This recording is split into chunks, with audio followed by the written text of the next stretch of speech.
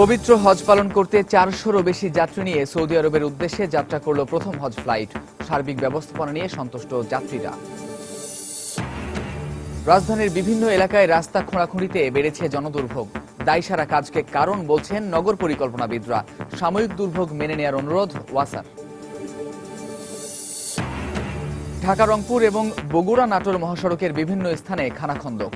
প্রায়ই ঘটছে দুর্ঘটনা। লোক দেখানো নয়, কার্যকর সংস্কারের দাবি পরিবহন মালিক ও যাত্রীদের। 15 দিনেও নামেনি খুলনার পাইকগাছা উপজেলার বন্যার পানি। পৌঁছায়নি কোনো ত্রাণ সহায়তাও। ছড়াচ্ছে পানিবাহিত নানা রোগ। এবং বেসরকারি বিশ্ববিদ্যালয়ের সকল ফি-এর ওপর চলতি অর্থবছরে ভ্যাট আরোপে শিক্ষার্থীদের ক্ষোভ। কর চাপানো অনৈতিক বলছেন শিক্ষাবিদরা।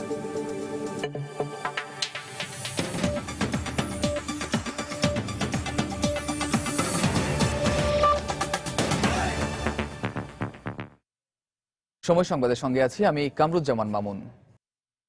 সৌদি আরবের জেদ্দার উদ্দেশ্যে ছেড়ে গেছে প্রথম হজ ফ্লাইট।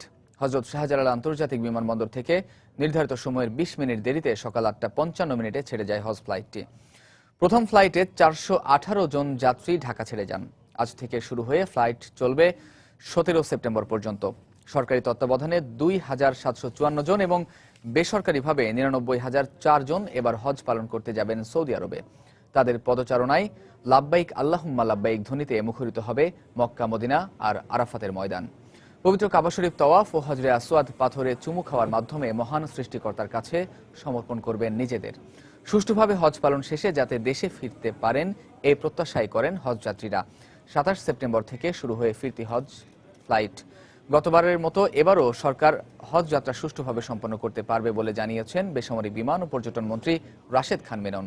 অন্যদিকে ধর্মমন্ত্রী অধ্যক্ষ মতিউর রহমান জানিয়েছেন, কোনো হজ এজেন্সির বিরুদ্ধে অনিয়মের অভিযোগ পাওয়া গেলে কঠোর ব্যবস্থা নেওয়া হবে।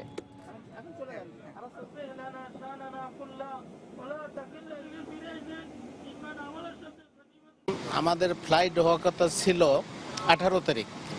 এই ফ্লাইট আমরা 16 তারিখে পেয়ে গেলাম। এজন্য অনেক খুশি আল্লাহর কাছে। জীবনের একটা ইচ্ছা ছিল, স্বপ্ন ছিল অনেক ছোটকাল থেকে। আজকে এসে স্বপ্নটা পূরণ হচ্ছে। খুব ভালো লাগে। আমার রাসূলের দেশ, আমার আল্লাহর ঘর। আল্লাহ তৌফিক দান করছেন এই বয়সে যাওয়ার জন্য। আর আমি আমার আব্বা আম্মাকে নিয়ে যাচ্ছি হজে। আমাদের জন্য দোয়া করবেন, আমরা জানি আল্লাহর রহমতে সুন্দরভাবে হজ করে আব্বা আম্মাকে নিয়ে আবার দেশে আসতে পারি। 115টা ফ্লাইট, ডেডিকেটেড ফ্লাইট রয়েছে এবং 28টা শিডিউল ফ্লাইট রয়েছে। আজকে আমরা যাত্রা শুরু করছি এবং এই ফিরতি যাত্রা শুরু হবে আপনার 27 সেপ্টেম্বর। গতবারের মতন এবারও একটা সুষ্ঠু ব্যবস্থাপনায় হজ পরিবহন আমরা সম্পন্ন করতে পারবো। কোনো অনিয়ম পাইলে যার বিরুদ্ধে হবে আমি সঙ্গে সঙ্গে অ্যাকশন নেওয়ার জন্য সার্বিকভাবেই প্রস্তুত, ইনশাল্লাহ। মানসিক দিক থেকে গতবার আমরা হজ ব্যবস্থাপনায় প্রথম হয়েছি, এইবারও আমরা সহিনিয়তে সেইভাবেই অগ্রসর হচ্ছি। রাজধানীর বিভিন্ন এলাকায় ঢাকা ওয়াসার রাস্তা খোঁড়াখুঁড়ির কারণে যানজট সহ বেড়েছে জনদুর্ভোগ।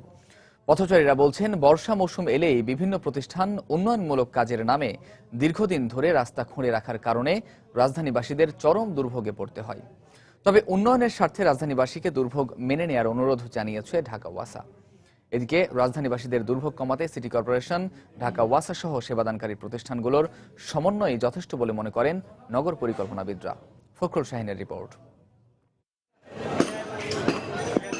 3 বছর আগে থেকে রাজধানীতে টেকসই পানির লাইন বসাতে ঢাকা ওয়াসা শুরু করে ডিস্ট্রিক্ট মেট্রো এরিয়া DMA প্রকল্পের কাজ। একই সঙ্গে পুরো রাজধানীতে এই প্রকল্প বাস্তবায়ন সম্ভব নয় বলে প্রতি বছর এই টেকসই পানির লাইন বসাতে বিভিন্ন এলাকায় একটু একটু করে কাজ করে যাচ্ছে প্রতিষ্ঠানটি। বর্তমানে রাজধানীর মিরপুর, কলাবাগান, কাঁঠালবাগান ও কাটাবন সহ বিভিন্ন এলাকায় বসানো হচ্ছে এই লাইন। এতে দীর্ঘদিন ধরে রাস্তা খুঁড়ে রাখার কারণে দুর্ভোগে পড়েছেন রাজধানীবাসী। খোঁড়াখুঁড়ির কারণে রিক্সা দাঁড়াতে যাচ্ছে না, তাছাড়া বাসার সামনে এরকম একটা অবস্থা, খুব বেশি কাদা। আজকে ওয়াসা রাস্তা খোঁড়াখুঁড়ি করে কেটে যাচ্ছে, আবার দেখবেন 1 সপ্তাহ পরে আসছে ডেসার পরে আবার আসছে আরেকটা। কেন? আলাদা একটা রাস্তা সিলেক্ট করে দিন, ওখান দিয়ে সবাই যাবে। ঢাকা ওয়াসা বলছে, যতটা সম্ভব দুর্ভোগ কমিয়ে প্রকল্পগুলোর কাজ বাস্তবায়ন করা হচ্ছে। যখন সারা বছর পানি পাবেন তখন কষ্টের যে ভয় ছিল সেটা কিন্তু ভুলে যাবেন। আমাদের কাজ হচ্ছে পেইন লেস কতটা করা যায়, অ্যাবসলিউট হবে না, এবং আমরা কিন্তু তাই করতেছি এবং যথেষ্ট পরিমাণ সাবধানতা অবলম্বন করা হইতেছে। তবে নগর পরিকল্পনাবিদরা বলছেন, নিয়ম না মেনে প্রতিষ্ঠানগুলোর দায়সারা উন্নয়নমূলক কাজ করার ফলেই বাড়ছে জনদুর্ভোগ। রাস্তাতে যে মাটিগুলি উঠবে সেই সমস্ত মাটি সাথে সাথে তোমার ওখান থেকে সরিয়ে নিয়ে যেতে হবে। পাইপটা যেখানে বসানো হবে সেখানে তোমার ব্রিক সোলিং থাকতে হবে, জয়েন্টসগুলি যেখানে হবে সেখানে কংক্রিটের ঢালাই থাকতে হবে। এই পানির জয়েন্টগুলি প্রপারলি হয়েছে কিনা, ঢালাই দেওয়া হয়েছে কিনা, বিশেষ করে স্টর্ম সুয়ারেজ লাইনগুলি এবং ওই জায়গাটা কম্প্যাকশন করা হয়েছে কিনা কারো দেখার ক্ষমতা নেই। এদিকে রাজধানীবাসীর দুর্ভোগ কমাতে রাস্তা খুঁড়ে গ্যাস, পানি ও বিদ্যুতের লাইন পুনঃসংযোগ না দিয়ে রাস্তার নিচে সুড়ঙ্গ তৈরি করে কমন ডাক চালু করার পরামর্শ বিশেষজ্ঞদের। ফখরুল শাহীন, সময় সংবাদ, ঢাকা। ঢাকা রংপুর ও বগুড়া নাটোর মহাসড়কের বগুড়া অংশের বিভিন্ন স্থান খানাখন্দকে ভরে গেছে। আর বেহাল দশায় প্রায়ই দুর্ঘটনার শিকার হচ্ছে সব ধরনের পরিবহন। এ অবস্থায় লোক দেখানো মেরামত নয়, কার্যকর সংস্কারের দাবি জানিয়েছেন মালিক, শ্রমিক ও যাত্রীরা। অবশ্য সড়ক কর্তৃপক্ষের দাবি, বৃষ্টিতে কিছু খানাখন্দকের সৃষ্টি হয়েছে, যার সংস্কার কাজ চলছে। মাজিদুর রহমানের তথ্য ও রবিউল ইসলাম রবির ছবি নিয়ে ডেস্ক রিপোর্ট। ঢাকা রংপুর এবং বগুড়া নাটোর মহাসড়কের বিভিন্ন স্থানে চোখে পড়ে রাস্তার বেহাল দশা। গত কয়েকদিনের বৃষ্টিতে খানাখন্দকের পরিমাণ বেড়ে গেছে এই মহাসড়ক দুটিতে। খানাখন্দকের কারণে প্রতিদিনই কোনো না কোনো স্থানে দুর্ঘটনার শিকার হচ্ছে মানুষ। এছাড়াও বিভিন্নভাবে ভোগান্তিতে পড়ছে যাত্রীরা। 1 ঘন্টা যে রাস্তা যাবো সে 3 ঘন্টা লাগে, গাড়ি ভাঙচুর হয়, দুর্ঘটনা হয়, সঠিক সময়ে পৌঁছা যায় না, অফিস টাইমে অফিস ধরা যায় না, বহুত সমস্যা। শুধু যাত্রীদের দুর্ভোগই নয়, রাস্তা খারাপের কারণে নানা অসুবিধায় পড়তে হচ্ছে যানবাহনের ড্রাইভার এবং হেলপারদেরও। হাই স্পিডে চলবে যা দেখা যায় খানাখন্দকের ভিতরে পড়ে অনেক সময় মেন পাতি ভাঙ্গে গাড়ি আউটলাইন হয়ে যায়, মানে গাড়ির দুর্ঘটনার শিকার। সিএমবি থেকে ক্ষণিকের জন্য মেরামত করে যায়, কিন্তু ওই বৃষ্টি আসলেই আবার উঠে যায়। বহু রাস্তা খারাপ আছে, গ্যাপ আছে, গ্যাপের কারণে গাড়ি ওভারটেক করতে পারি না, ব্রেক ধরে থেমে যেতে হয়। এই অবস্থায় লোক দেখানো নয়, টেকসই সংস্কারের দাবি জানিয়েছেন বাস মালিক গ্রুপের এই নেতা। গাড়ির যন্ত্রাংশ নষ্ট হয়, চাকা নষ্ট হয়, ইঞ্জিনের ক্ষতি হয়, পাশাপাশি দুর্ঘটনাও এতে বেশি হয়। এটাকে যদিও পার্মানেন্ট ভাবে সরকার উদ্যোগ নিয়ে ঠিক করে, তাহলে আমাদের জন্য পরিবহনের অনেক লাভবান হবে। বর্ষায় মহাসড়কে খানাখন্দকের কথা স্বীকার করে মেরামতের উদ্যোগের কথা জানালেন সড়ক বিভাগের এই কর্মকর্তা। বগুড়ার 65 কিলোমিটার আমাদের মহাসড়কের অংশ আছে এবং এই অংশ বেশ ভালো আছে। তবে হ্যাঁ, ক্রমাগত 2-3 দিন বৃষ্টি হলে মাঝে মাঝে কিছু গর্ত হয় এবং আমাদের টিম সক্রিয় আছে। আমরা প্ল্যান্ট চালু করে এই সে মেরামত কাজ অব্যাহত রেখেছি। ঢাকা রংপুর, বগুড়া নাটোর এবং বগুড়া দ্বিতীয় বাইপাস মিলে 124 কিলোমিটার মহাসড়ক রয়েছে বগুড়া জেলায়। সময় সংবাদ, বগুড়া। 40তম শাহাদত বার্ষিকীতে পুরো জাতি স্মরণ করল জাতির জনক বঙ্গবন্ধু শেখ মুজিবুর রহমানকে। জাতীয় শোক দিবসে গোপালগঞ্জের টুঙ্গিপাড়ায় তার সমাধিতে শ্রদ্ধা নিবেদন করেন প্রধানমন্ত্রী শেখ হাসিনা। এরপর জাতীয় সংসদের স্পিকার, আওয়ামী লীগের শীর্ষ নেতৃবৃন্দ সহ সর্বস্তরের মানুষ বঙ্গবন্ধুর সমাধিতে শ্রদ্ধা জানান। এ সময় বঙ্গবন্ধুর পলাতক খুনিদের দেশে ফিরিয়ে এনে ফাঁসির রায় কার্যকর করতে প্রয়োজনে সরকার জাতিসংঘের সহায়তা চাইবে বলে জানান আওয়ামী লীগ নেতারা। গোপালগঞ্জ থেকে আরও জানাচ্ছেন শাহ আলী জয়।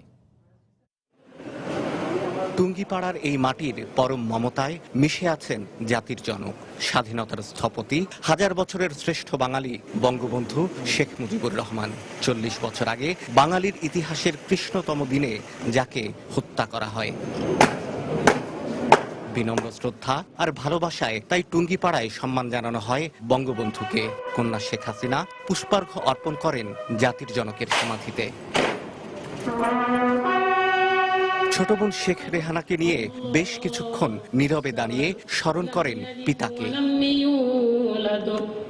বঙ্গবন্ধু আর পরিবারের শহীদ সদস্যদের রুহের মাগফিরাত কামনায় করা হয় বিশেষ মোনাজাত। শ্রদ্ধা নিবেদনে শরীক হন আওয়ামী লীগের কেন্দ্রীয় নেতা এবং মন্ত্রী পরিষদের সদস্যরাও। আরও শ্রদ্ধা জানান জাতীয় সংসদের স্পিকার।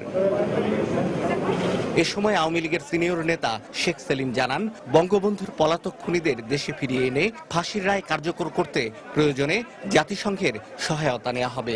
চেষ্টা করছি যত দূর পারি যে তাদের কনভিন্স করে তাদের আনার ব্যবস্থা। না হলে আমরা জাতিসংঘে তো আমরা যাবই। বান কি মুনের কাছেও আমরা বারবার আহ্বান জানাইছি যে এই গণতন্ত্রকে হত্যা করছে, মানবতা হচ্ছে বিশ্বের জঘন্যতম হত্যা করছে, শিশু নারীকে হত্যা করছে। এই অপরাধীদের বিশ্বের যেখানেই থাকুক না কেন তাদের বাংলাদেশ সরকারের কাছে হস্তান্তর করার জন্য জাতিসংঘ উদ্যোগ নেবে। এটা আমরা আজকেও বলছি, ভবিষ্যতেও বলবো। এরপর সমাধিসৌধ খুলে দেয়া হয় সবার জন্য। হাজারো মানুষ শ্রদ্ধা জানায় জাতির পিতাকে। হত্যার পর বাঙালির মন থেকে বঙ্গবন্ধুর নাম মুছে ফেলতে টুঙ্গিপাড়ার এই নিভৃত পল্লীতেই তাকে সমাধিস্থ করে ঘাতকেরা। কিন্তু শহীদ হওয়ার 40 বছর পরও বাঙালির মননে মগজে আর চেতনায় বঙ্গবন্ধু ফিরে এসেছেন বারবার প্রবলভাবে। ক্ষুধা, দারিদ্র্য আর শোষণহীন সমাজ গড়ার যে স্বপ্ন দেখতেন জাতির জনক, সে পথেই এগিয়ে যাচ্ছে আজকের বাংলাদেশ। শাহ আলী জয়, সময় সংবাদ, টুঙ্গিপাড়া, গোপালগঞ্জ।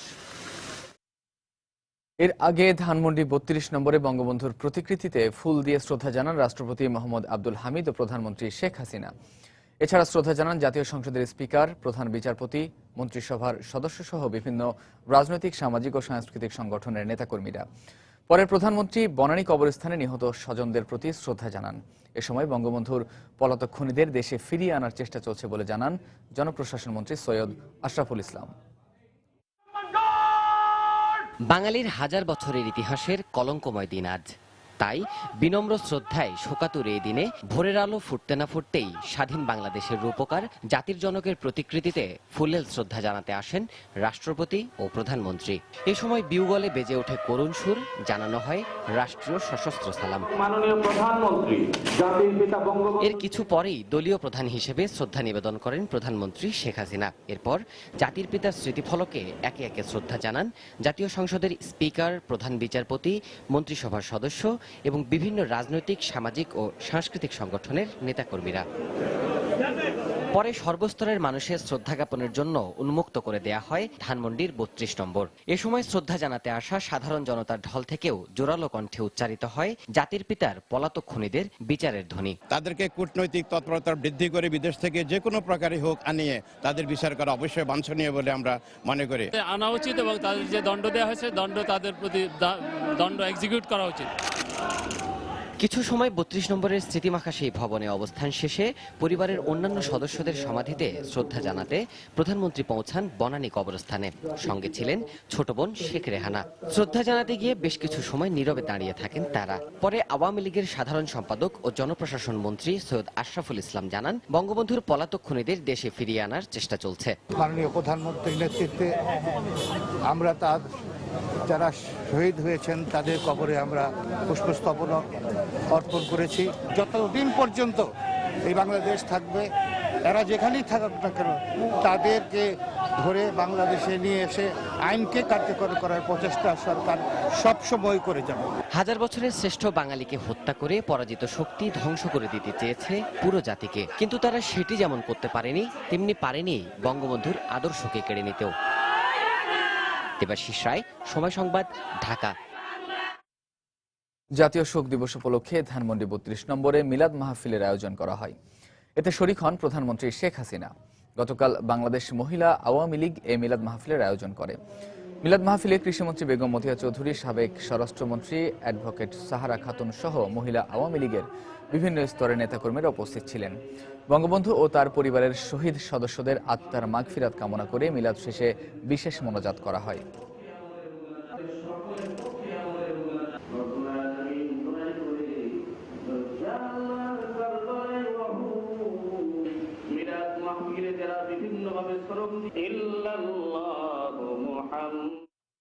জাতীয় শোক দিবস উপলক্ষে জাতীয় সংসদ ভবনের দক্ষিণ প্লাজায় আয়োজিত জাতির জনকের দুর্লভ ছবির প্রদর্শনী চিত্রগাথায় শোকগাথার শেষ দিনে ছিল দর্শনার্থীদের উপচে পড়া ভিড়।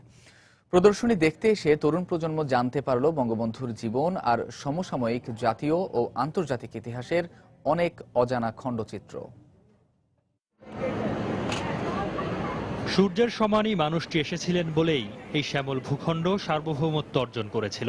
দীর্ঘ শোষণ, বঞ্চনা আর পরাধীনতার শৃঙ্খল ভেঙে স্বাধীন জাতি হিসেবে বাঙালির আত্মপ্রকাশ ঘটেছিল। তার বর্ণাঢ্য জীবনের সমান্তরালেই বয়ে গেছে এই ভূখণ্ডের ইতিহাস। আবার আন্তর্জাতিক রাজনীতির ইতিহাসেও তার সদর্প উপস্থিতি। ঢাকা উত্তর সিটি কর্পোরেশনের আলোকচিত্র প্রদর্শনী চিত্রগাথায় শোকগাথা সেই সব ইতিহাসের সমাবেশ ঘটিয়েছে সংসদ ভবন প্রাঙ্গণে। বিভিন্ন সময়ে তোলা দুর্লভ 150টি ছবি নতুন প্রজন্মের সামনে তুলে ধরেছে জাতির জনকের জীবনের বৈচিত্র্যময় নানা দিক। অনেক নতুন নতুন ছবি দেখছি যেগুলো সাধারণত পাঠ্য বইয়ে বা অন্য কোনো ছবিতে দেখা যায় না, বা সাধারণত হয়তো জাদুঘরে হয়তো এরকম ছবি নেই। অনেক এক্সক্লুসিভ ছবিগুলো আমরা দেখতে পাচ্ছি, তো অনেক ভালো লাগছে এগুলো দেখে। বঙ্গবন্ধুর অনেকগুলো ছবি দেখেছি, ভালো লেগেছে। বঙ্গবন্ধুর অনেক ছবি দেখেছি যেগুলো আগে দেখিনি, অনেক ভালো লাগছে দেখে। আলোকচিত্র প্রদর্শনী উৎসর্গ করা হয়েছে নতুন প্রজন্মকেই। বিরল কিছু আলোকচিত্র, অদেখা কিছু ছবি যা মানুষ সাধারণত দেখেনি, এরই আলোকচিত্র আমরা উত্তর সিটি কর্পোরেশন পক্ষ থেকে করেছি। আর মূলত জাতির পিতাকে ভবিষ্যৎ প্রজন্মের কাছে তুলে ধরা, তার প্রজ্ঞা, তার গণতান্ত্রিক চেতনা, তার রাজনৈতিক দূরদর্শিতা সব মিলিয়েই এই আমাদের এই আয়োজন। 3 দিনব্যাপী প্রদর্শনীর শেষ দিনে আলোকচিত্রের পাশাপাশি ক্যানভাস, কবিতা আর আলোচনায় ও ভাস্বর ছিলেন বঙ্গবন্ধু শেখ মুজিবুর রহমান। সৌমিত্র শুভ্র, সময় সংবাদ, ঢাকা। সময় সংবাদ আরো থাকছে। কোনো প্রকার অনুমতি ছাড়াই সমুদ্রে নামছে হাজার হাজার ফিশিং ট্রলার। মাছ শিকারের নামে বাড়ছে মানব পাচার সহ বিভিন্ন অপরাধমূলক কার্যক্রমের সুযোগ। এবং আজ কিশোর সাফ ফুটবলের সেমিফাইনালে আফগানিস্তানের মুখোমুখি হবে বাংলাদেশ। প্রথমবার স্বপ্নের ফাইনালে উঠতে মরিয়া শাওনরা।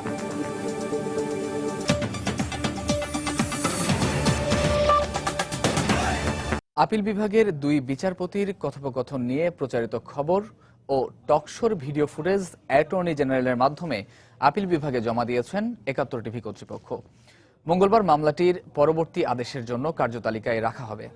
সকালে বিচারপতি নাজমুন আরা সুলতানার নেতৃত্বে আপিল বিভাগের 2 সদস্যের বেঞ্চ এই আদেশ দেন। এর আগে 71 টেলিভিশনের প্রচার হওয়া ভিডিও ফুটেজগুলো আদালতে দাখিল করেন অ্যাটর্নি জেনারেল মাহবুবে আলম। গত 13 আগস্ট শুনানি শেষে জনকণ্ঠের আদালত অবমাননার বিষয়ে রায়ের দিন ধার্য করা হলে সেদিনই বিচারপতিদের কথোপকথন নিয়ে খবর ও টকশো প্রচার করে 71 টিভি। এরপরই আদালত ওই খবর ও টকশোর ভিডিও ফুটেজ জমা দেওয়ার নির্দেশ দেন।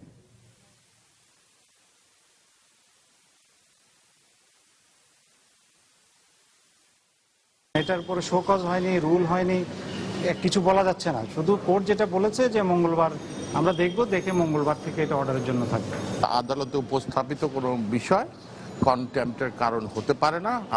বিজ্ঞ আদালত নিশ্চয়ই এই জিনিসটি বুঝবেন এবং তারা আমাদেরকে স্বাধীন সাংবাদিকতা করবার পথ প্রসারিত করবেন। খুলনার পাইকগাছা উপজেলায় বন্যা থেকে সৃষ্ট জলবদ্ধতার উন্নতি হয়নি, বরং আরও কয়েকটি স্থানে পানি বৃদ্ধি পাওয়ায় ঘর ছেড়ে মানুষ ভিড় করছেন আশ্রয় কেন্দ্রগুলোতে। দুর্গত এলাকায় ভেঙে পড়েছে কয়েক হাজার কাঁচা বসত বাড়ি। এখনও এসব এলাকায় বেশিরভাগ স্থানে পৌঁছায়নি ত্রাণ সহায়তা। মোহাম্মদ আবুল বাশারের ক্যামেরায় তরিকুল ইসলামের প্রতিবেদন।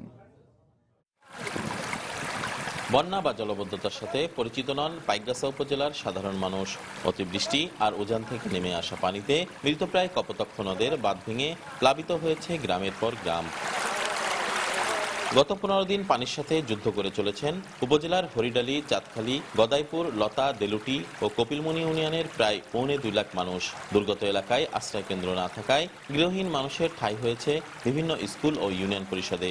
এসব স্থানে অবর্ণনীয় দুর্ভোগের মধ্যে দিন কাটাতে হচ্ছে তাদের। জলবদ্ধ এলাকায় দেখা দিয়েছে খাবার পানির সংকট, বেড়েছে সাপের উপদ্রব। এছাড়া চর্মরোগ ও ডায়রিয়ায় আক্রান্ত হচ্ছে মানুষ। এখন ভাবতেছি এই জায়গায় কতদিন থাকা যাবে। গা পাছড়া আরো অনেক লোকজন অসুস্থ হয়ে যাচ্ছে। ছাগল, গরু, হাঁস মুরগি আমাদের কিছু নেই। ছেলে মেয়েকে লেখাপড়া সব খতম। মানুষের খুব অসহায়, এত অসহায় যে এই গ্রামে কখনো আমরা কেউ দেখিনি। জলবদ্ধতার কারণে দিনমজুর মানুষেরা কর্মহীন হয়ে পড়েছে। আমরা যে এক জায়গায় কাজে যাব তাদের বরজ নেই, তারপরে পাট ক্ষেত নেই, সব ডুবো নেই। কি করে করবো, কোন জায়গায় যাবো কাজ করতে? এনজিওলারা জ্বালাতন করতেছে, ঋণ দিতেছে, তারাও পয়সা করে দিতে পারতেছে না। এদিকে দুর্গত এলাকা পরিদর্শনে এসে পুনর্বাসন ও বাঁধ সংস্কারের আশ্বাস দিলেন জনপ্রতিনিধিরা। যেভাবে পানি বন্দী হয়ে মানুষ আছে, এটা খুব দ্রুত এটা সরার সম্ভাবনা নেই। তবে আমরা চেষ্টা করতেছি এর থেকে যাতে আর না বাড়ে। এক্সকাভেটর বসিয়ে মাটি কেটে মানে যে 500-700 ফুট বাঁধ নষ্ট হয়ে গেছে সেই 500-700 ফুট বাঁধ তারা নির্মাণ করবে। 7 দিনের মধ্যে এই স্রোত বন্ধ হয়ে যাবে। আর উপজেলা প্রশাসনের শীর্ষ এই কর্মকর্তা ত্রাণ বিতরণের পরিকল্পনার কথা জানালেন। 11টা আশ্রয় কেন্দ্রে প্রতিদিনই দুবেলা করে সবাইকে খাবার দেওয়া হচ্ছে। কিছু পরিবার আছে যারা আশ্রয় কেন্দ্রে এসে আশ্রয় নেয়নি, এদের মাঝে আমরা এখন বাড়িতে বাড়িতে গিয়ে চাল বিতরণের আমাদের পরিকল্পনা আছে। আমরা অলরেডি ঊর্ধ্বতন কর্তৃপক্ষের সাথে যোগাযোগ করেছি, ওনারা ত্রাণ সামগ্রী দিলে ওটাও বিতরণ করা হবে। উপজেলা প্রশাসন সূত্রে জানা গেছে, দুর্গত এলাকায় প্রায় 30,000 কাঁচা ঘর ভেঙে পড়েছে, 13,000 হেক্টর চিংড়ি ঘের ভেসে গেছে, আর গৃহহীন হয়েছে প্রায় 1,50,000 পরিবার। তরিকুল ইসলাম, সময় সংবাদ, খুলনা। রাজধানীর বাড্ডায় 3 খুনের ঘটনার মামলা দায়ের করেছে নিহতের পরিবার। গতরাতে নিহত স্বেচ্ছাসেবক লীগ নেতা মাহবুবুর রহমান ওরফে গামার বাবা বাদী হয়ে একটি হত্যা মামলা দায়ের করেন। পুলিশ মামলা দায়েরের সত্যতা স্বীকার করে জানিয়েছে, মামলায় অজ্ঞাতনামা 10 জনকে আসামি করা হয়েছে। আসামিদের গ্রেফতারের চেষ্টা চলছে বলেও জানিয়েছে পুলিশ। গত বৃহস্পতিবার বাড্ডায় অজ্ঞাতনামা সন্ত্রাসীদের গুলিতে আওয়ামী লীগের এক নেতা সহ 3 জন নিহত হন।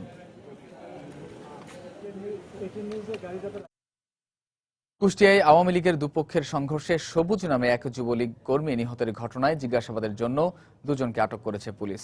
গতরাতে শহরের মিউনিসিপ্যাল বাজার এলাকা থেকে তাদের আটক করা হয়। পুলিশ জানায়, গোপন সংবাদের ভিত্তিতে অভিযান চালিয়ে বাবু শেখ ও তাহের আলীকে আটক করা হয়। এদের জিজ্ঞাসাবাদের জন্য আপাতত থানা হাজতে রাখা হয়েছে।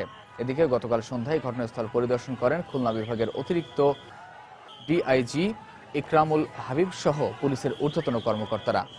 গতকাল বেলা 12টার দিকে শহরের মজমপুর গেট এলাকায় শোক দিবসের র্যালি শেষে দুপক্ষের মধ্যে সংঘর্ষ হয়।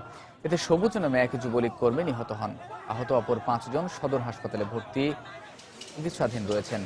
তবে এ ঘটনায় এখনও মামলা না হওয়ায় কাউকে গ্রেফতার দেখানো যায়নি।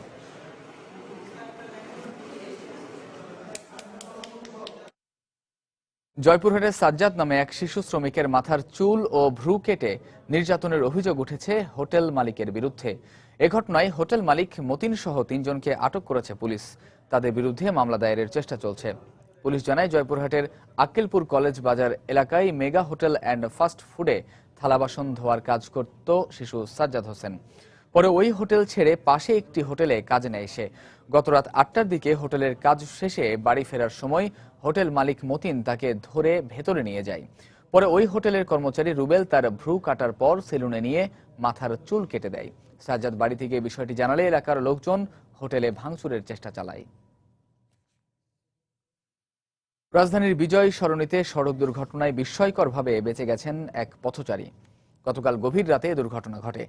প্রত্যক্ষদর্শীরা জানান, রাতে কারওয়ান বাজার থেকে মালবাহী একটি চলন্ত ট্রাকের পেছনে ঝুলে থাকা রশিতে পা আটকে যায় নাসির আহমেদ নামে ষাটোর্ধ্ব এক পথচারীর। এ অবস্থায় ট্রাকটি প্রায় 2 কিলোমিটার রাস্তা পাড়ি দিলে নাসির আহমেদও ট্রাকের সাথে টেনে হিঁচড়ে যেতে থাকেন। এ সময় তেজকুনি পাড়া ও মণিপুরি পাড়ার বেশ কয়েকজন যুবক ব্যারিকেড দিয়ে ট্রাকটি থামালে প্রাণে বেঁচে যান ষাটোর্ধ্ব এই ব্যবসায়ী। গুরুতর আহত অবস্থায় তাকে পঙ্গু হাসপাতালে ভর্তি করা হয়। পাওনা টাকা আনতে গিয়ে দুর্ঘটনা ঘটেছে বলে জানিয়েছেন আহত ব্যবসায়ীর স্বজনরা। এ ঘটনায় ট্রাক ও চালককে পুলিশে সোপর্দ করেছে স্থানীয়রা। ও বলছে যে ও কিন্তু নিচের দিকে হাঁটে, ও উপরের দিকে মাথা আছে, খুব হাঁটে, আস্তে আস্তে, শরীর অসুস্থ, তো ওর ডাইন টাকায় কম। এই বেশ কিছুদিন ধরে অসুস্থ হয়ে পড়ছে, টাকা পয়সার লেনদেনের এই শোকেই মনে হয়। যেটা জিজ্ঞেস করলাম, বলো যে আমি হাঁটছি, আমি কেমনে পেঁচে পড়ছি, আমি পেঁচাইতেছি, খালি পেঁচাইছি, আমি চিৎকার দিচ্ছি, কেউ শোনে না, আমার টাইম নিয়ে লইছে। বিজয় শনি যাওয়ার পরে টোটালি আমরা ব্যারিকেড দিই, ব্যারিকেড দেওয়ার পরে বাস আসে, তখন পুলিশ আইসে থানায় নিয়ে যায়। ওনাকে যখন আমরা দাঁড় করানোর পরে ওনার রশিটা কিন্তু একটা প্রাইভেট থেকে একটা ছুরি আনিয়ে কাটা হয়েছে। দেন এটা খোলা হয় নাই, যদি খোলা হইতো তাহলে বোঝা যেত হয়তো বা অ্যাক্সিডেন্টলি হতেই পারে, রাস্তার পাশে হাঁটলে ফুটপাতে হতেই পারে। দেন এটা কাটা হয়েছে। রাজশাহীতে চিকিৎসকের ভুলের মাসুল দিচ্ছে ফুটফুটে এক শিশু। জন্মগতভাবে পায়ুপথ না থাকায় চিকিৎসকরা 2 বার অস্ত্রোপচার করে শিশুটির। ডাক্তারের অসাবধানতার কারণে গরম সেঁক দিতে গিয়ে পুড়িয়ে ফেলে শিশুটির শরীর। পোড়া ক্ষত নিয়ে এখনো যন্ত্রণায় ছটফট করছে 3 মাসের শিশু মুসরাত। এ অভিযুক্ত চিকিৎসকের বিচার দাবি করেছেন মুসরাতের স্বজনেরা। বিস্তারিত জানাচ্ছেন সাইফুর রহমান রকি।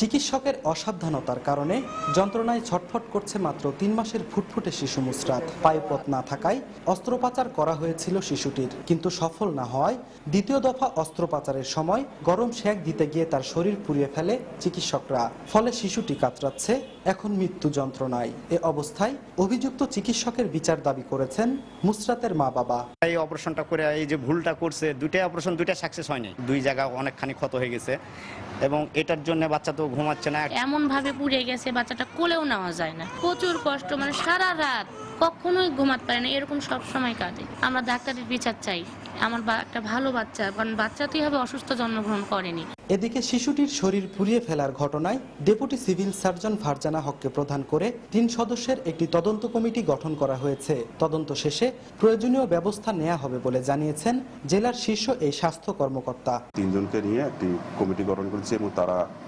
গতকাল ওখানে গিয়েছিল, ইন্টারভিউ নিয়ে আসছে, আরও কিছু ইন্টারভিউ বাকি আছে, সেগুলো নিয়ে এখন আমরা ওটা দেখব, তারপরে আমরা মানে কোথায় কি সমস্যা ছিল, কোথায় কি, তারপর ডিটেক্ট করতে পারবো। এ ব্যাপারে ক্যামেরার সামনে কথা বলতে রাজি না হলেও মুঠোফোনে এটিকে নিছক একটি দুর্ঘটনা বলে দাবি করেছেন অভিযুক্ত চিকিৎসক। এখন কোনো একটা হয়তো বেশি গরম ছিল এবং সেটার কারণে বাচ্চার প্রতি চামড়া ঘুরে গেছে, দুর্ঘটনা। সবসময় এরকম এরকম হয় না। গত 19 মে রাজশাহী ইসলামী ব্যাংক মেডিকেল কলেজ হাসপাতালে জন্ম নেয় শিশু মুসরাত। বর্তমানে তার চিকিৎসার ব্যয়ভার বহনের সিদ্ধান্ত নিয়েছে ইসলামী ব্যাংক হাসপাতাল কর্তৃপক্ষ। সাইফুর রহমান রকি, সময় সংবাদ, রাজশাহী। চলতি অর্থবছরে বেসরকারি বিশ্ববিদ্যালয়ের সকল ফি এর ওপর ভ্যাট আরোপের পর শিক্ষার্থীদের মধ্যে দেখা দিয়েছে ক্ষোভ। এতে অভিভাবকদের পাশাপাশি হতাশ শিক্ষকরাও।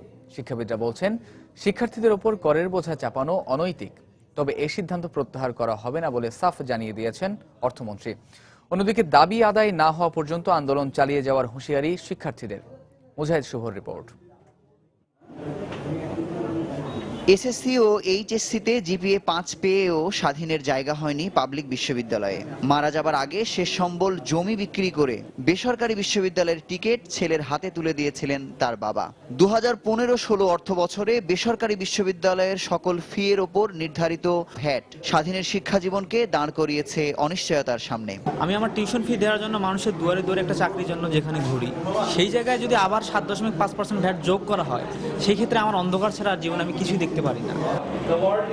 ভ্যাট আরোপে স্বাধীনের মতো বেসরকারি বিশ্ববিদ্যালয়ের 4 লক্ষাধিক শিক্ষার্থীর মনে যোগ হয়েছে ক্ষোভ, দুশ্চিন্তা নামক নানা অস্থিরতা। এতে হতাশ শিক্ষার্থী, অভিভাবকদের পাশাপাশি শিক্ষকরাও। কোনো কমোডিটিকে কেনার সময় সেটাতে ভ্যাট সংযোজিত করে দেওয়া হচ্ছে। শিক্ষা কোনো পণ্য না, এটা আমাদের বেসিক নিডসের মধ্যে পড়ে। মৌলিক অধিকারে এটা নেওয়া আসলে আমাদের জন্য এবং আমাদের বাবা মা সবার জন্য কষ্টকর হয়ে পড়ে। এটা আসলে একটা অনৈতিক দাবি। আমরা কোনোভাবে ভ্যাট, শিক্ষার উপর ভ্যাট কোনোভাবে মেনে নিতে পারি না। উচ্চশিক্ষায় সরকার নানাভাবে ভর্তুকি দেয়, সরকারি ভর্তুকি দেয়, আর উল্টো যদি এখানে সরকারি জনগণের উপর আরো ট্যাক্স ফেট চাপিয়ে শিক্ষাটার কোমরে যদি রশি বেঁধে দেয়, তাহলে এই শিক্ষা তো আমাদের উন্নয়নে কার্যকর ভূমিকা রাখতে পারবে না। সরকারের এমন সিদ্ধান্তকে অনৈতিক বলে মনে করেন শিক্ষাবিদরা। তবে ভ্যাট আরোপের সব দায় অর্থ মন্ত্রণালয়ের ওপর চাপালেন শিক্ষামন্ত্রী। এখন ভ্যাট বসানোর ফলে যেটা হলো যে সরকার টিউশন ফি নিয়ন্ত্রণ করবে না, কারণ যেখানে টিউশন ফি যত বেশি তত বেশি ভ্যাট পাওয়া যাবে। অর্থাৎ সরকার অত্যন্ত সুযোগ সন্ধানে একটি অনৈতিক পদক্ষেপ নিয়েছে। ভ্যাট আমরা বসাই নাই শিক্ষা মন্ত্রণালয়, ভ্যাট বসাইছে অর্থ মন্ত্রণালয়। সুতরাং এটার কিভাবে তারা কি চিন্তা থেকে কিনা তারাই সঠিক উত্তর দিতে পারবে। এবং এই নিয়ে আমার ছাত্রদের মধ্যে অসন্তোষ আছে, সেই খবর আমরা রাখতেছি, তাদেরকে বোঝার চেষ্টা করতেছি। সম্প্রতি সাংবাদিকদের কাছে অর্থমন্ত্রী তার সিদ্ধান্তে অনড় থাকার প্রত্যয় ব্যক্ত করেন। তারা সব 50,000 30,000 টাকা বেতন দিতে পারে, আর মাত্র 7.5% ভ্যাট কেন দেবে না? ভ্যাট কার্যকরের পর জুলাইয়ের 5 তারিখ থেকেই আন্দোলনে নামে শিক্ষার্থীরা। দাবি আদায় না হওয়া পর্যন্ত আন্দোলন চালিয়ে যাবার হুঁশিয়ারিও দেয় তারা। মুজাহিদ শুভ, সময় সংবাদ, ঢাকা। চুয়াডাঙ্গায় অস্ত্র ও বিপুল পরিমাণ মাদকদ্রব্য সহ মাদক পাচারকারী আবুল বাশারকে গ্রেফতার করেছে পুলিশ। পুলিশ জানায়, গতরাতে দামুড় হুদা উপজেলার দর্শনা পৌর এলাকার একটি মাজারের কাছ থেকে তাকে গ্রেফতার করা হয়। এ সময় পুলিশ তার কাছ থেকে একটি পাইপগান, 1 রাউন্ড গুলি ও 170 বোতল ফেন্সিডিল উদ্ধার করে। জেলার বিভিন্ন থানায় তার বিরুদ্ধে মাদকদ্রব্য আইনে 4টি মামলা রয়েছে বলে জানিয়েছে পুলিশ।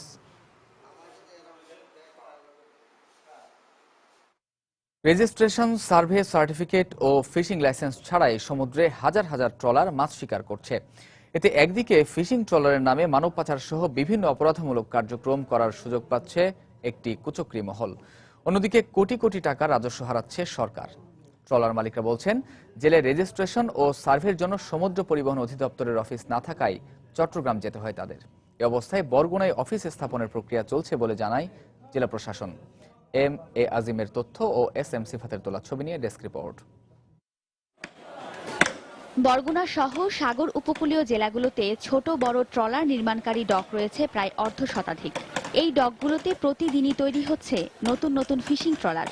কিন্তু নির্মাণের পর সমুদ্র পরিবহন অধিদপ্তর থেকে রেজিস্ট্রেশন ও সার্ভে অব ইন্সপেকশন সার্টিফিকেট এবং মৎস্য অধিদপ্তরের মাছ ধরার অনুমতিপত্র ছাড়াই ট্রলারগুলো মাছ শিকারে সমুদ্রে নেমে পড়ছে।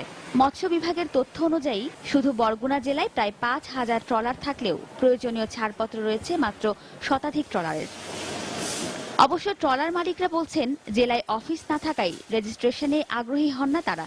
চিটাং যাইতে হলে ট্রলারটার 25 থেকে 50,000 টাকা খরচ আছে যাওয়া আসা, এটা তো আমাদের পক্ষে বহন করা কোনো প্রকার সম্ভব না। যদি ওখান থেকে একটা টিম আসে এখানে বসে দেখে ট্রলারটা দেখে যদি লাইসেন্স দিতে পারে সেটা হলো জেলেদের জন্য খুব উপকারী। তারা আসা এখানে যদি রেনু করে তাহলে সরকারের রাজস্ব আদায় হয় এবং এলাকার লোকজনও উপকৃত হয়।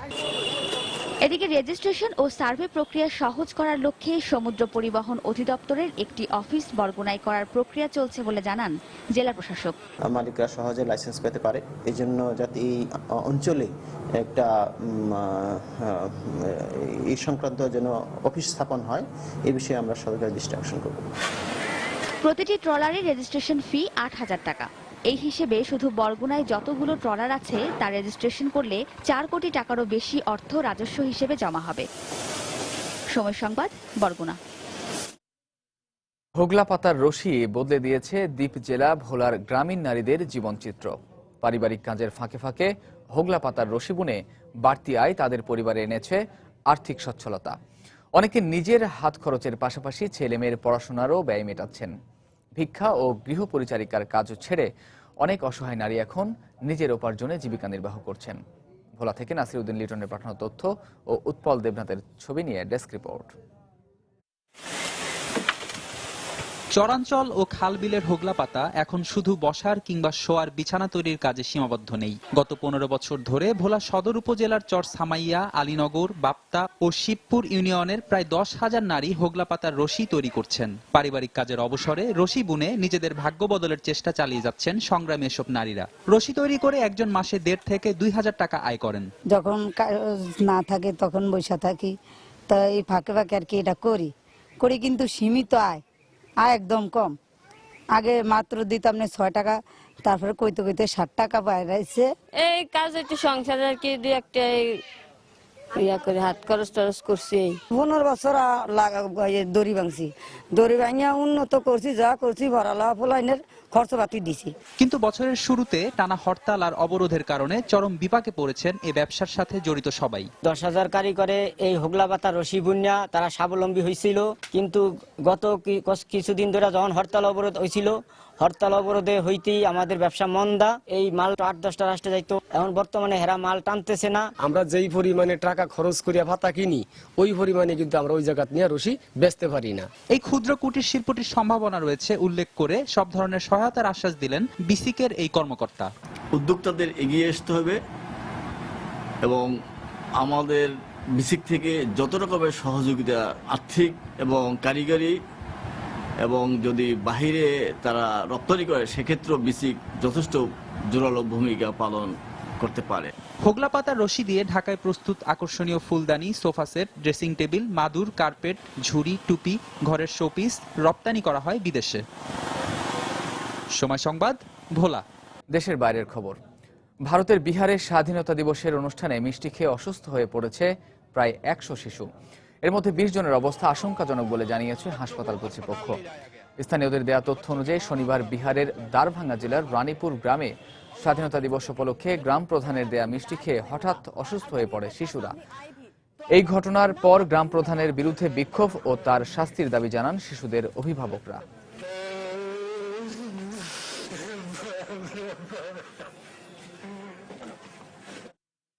মিশরের ক্ষমতাচ্যুত প্রেসিডেন্ট মোহাম্মদ মুরসির মৃত্যুদণ্ডের বিরুদ্ধে আপিল করেছে আদালত নিযুক্ত আইনজীবীর প্যানেল। মুরসির পক্ষের আইনজীবীর বরাত দিয়ে বার্তা সংস্থা রয়টার্স এই খবর জানিয়েছে। ২০১১ সালের গণঅভ্যুত্থানে কারাগার ভাঙার অভিযোগে কায়রোর অপরাধ আদালত জুন মাসে মুরসিকে মৃত্যুদণ্ড দেয়। এছাড়া কাতারের কাছে রাষ্ট্রীয় গোপন তথ্য পাচারের অভিযোগেও তাকে যাবজ্জীবন কারাদণ্ড দেওয়া হয়। তবে বিচার প্রক্রিয়া প্রত্যাখ্যান করে মুরসি বিচার চলাকালীন নিজের পক্ষে কোনো আইনজীবী নিয়োগ করেননি। মিশরের তৎকালীন সেনাপ্রধান আবদেল ফাত্তাহ আল সিসি 2013 সালে মুরসিকে ক্ষমতাচ্যুত করেন এবং এরপর মোহাম্মদ মুরসির দল মুসলিম ব্রাদারহুডকে মিশরে নিষিদ্ধ ঘোষণা করেন।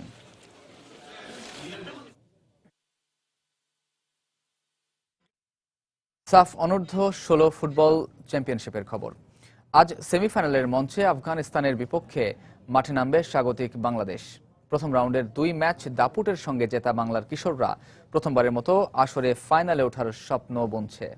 অন্যদিকে নিজেদের সেরাটা দিয়ে স্বাগতিকদের বিপক্ষে জয় তুলে নিতে প্রস্তুত আফগানরাও।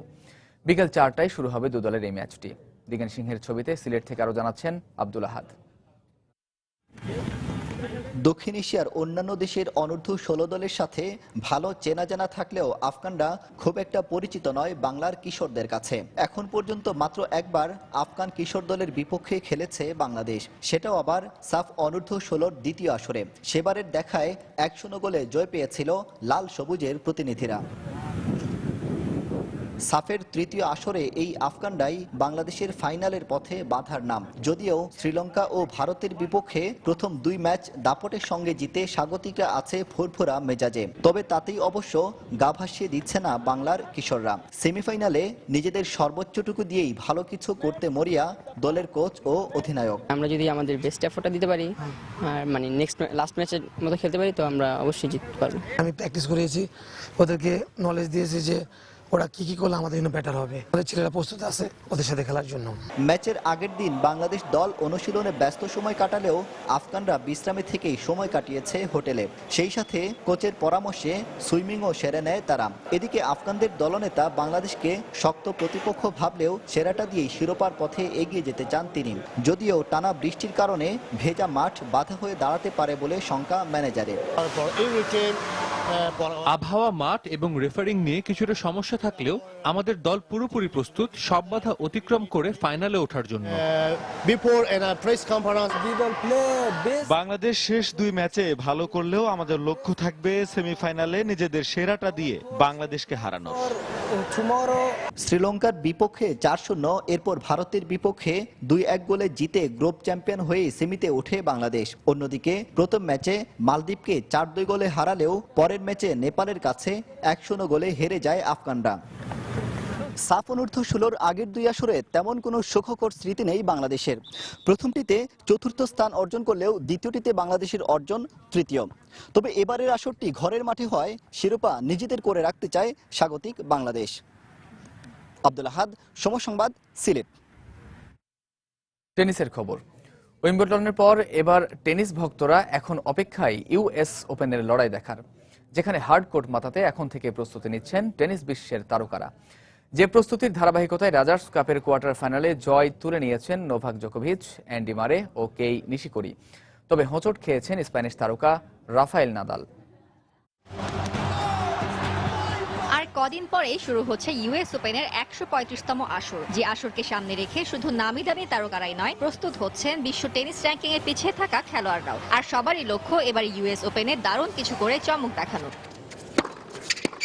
ইউএস ওপেন শুরুর আগে তাই প্রস্তুতি হিসেবে রজার্স কাপের আসরে হার্ড কোর্ট মাতাচ্ছেন বিশ্বসেরা টেনিস তারকা নোভাক জোকোভিচ। উইম্বলডনের পর যিনি এবার মুখিয়ে আছেন ইউএস ওপেন মাতাতে। তাই তো রজার্স কাপের কোয়ার্টার ফাইনালেও এতটুকু ছাড় দেননি এই সার্বিয়ান, যদিও শুরুটা একদমই ভালো করেননি তিনি। লাটভিয়ার এর্নেস্তাস গালভিসের কাছে প্রথম সেটেই 5-7 গেমে হারেন 12টি গ্র্যান্ড স্ল্যামের এই মালিক। কিন্তু এরপর যেন খোলস ছেড়ে বেরিয়ে আসেন আসরে 3বারের চ্যাম্পিয়ন জোকো। পরের 2 সেট 7-6, 6-1 গেমে জিতে সেমিফাইনাল নিশ্চিত করেন এই সার্বিয়ান। এদিকে আরেক কোয়ার্টার ফাইনালের ম্যাচে জয়ের ধারা ধরে রেখেছেন ব্রিটিশ অ্যান্ডি মারে। বৃষ্টির কারণে ম্যাচ দেরিতে শুরু হলেও আসরের বর্তমান চ্যাম্পিয়ন জো উইলফ্রেড সোঙ্গার বিপক্ষে জয় পেতে তেমন কোনো কষ্টই করতে হয়নি মারেকে। 1 ঘন্টা 40 মিনিটের ম্যাচে ফরাসি সোঙ্গাকে সরাসরি সেটে 6-4, 6-4 গেমে হারিয়ে সেমিফাইনাল নিশ্চিত করেন র্যাঙ্কিং এর 3য় সেরা এই টেনিস তারকা।